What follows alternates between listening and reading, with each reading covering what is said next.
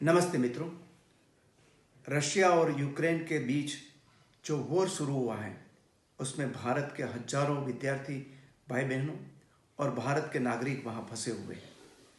वहाँ -1 डिग्री से लेकर -10 डिग्री तक का टेम्परेचर में वो भाई के औथार के नीचे वहाँ दिन गुजार रहे हैं।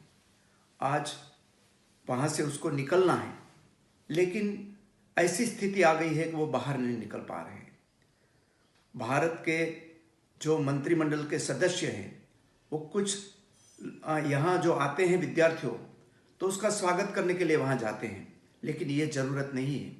अभी मंत्रिमंडल के जितने सदस्य हैं उनको जो यूक्रेन के पड़ोसी देश है वहाँ जाकर ये हमारे जो विद्यार्थी हैं उसको इवैक्यूएट करने के लिए वहाँ से डिप्लोमेटिक प्रयास करना चाहिए।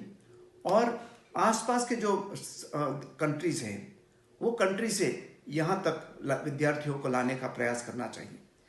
हमारे यहाँ भारत सरकार ने पूर्व समय में जब लीबिया का वॉर हुआ था तब भी हमारी सरकारों ने वहाँ से जो हमारे सिटीज़न थे उसको इवैक्यूएट किया गया था।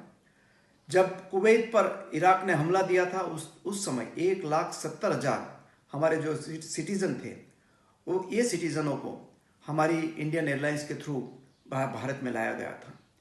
तो ये पॉसिबल है, लेकिन भारत सरकार को जो सीरियसली एफर्ट्स करना चाहिए वो नहीं हो रहा है। मेरी फिर से प्रधानमंत्री जी से, विदेश मंत्री जी से गुजारिश है कि हमारे जो यहाँ युवा बैठे हैं वो मौत के सामने बैठे हुए हैं, तो उसको बचाने की हमारी जिम्मेदारी है।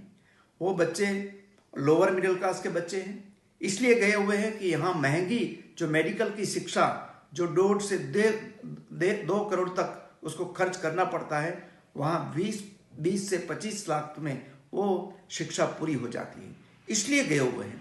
इसलिए मेरी आपसे विनती है, सरकार से विनती है कि ये प्रयास को ज़्यादा मोमेंटम लाए। मंत्रिमंडल के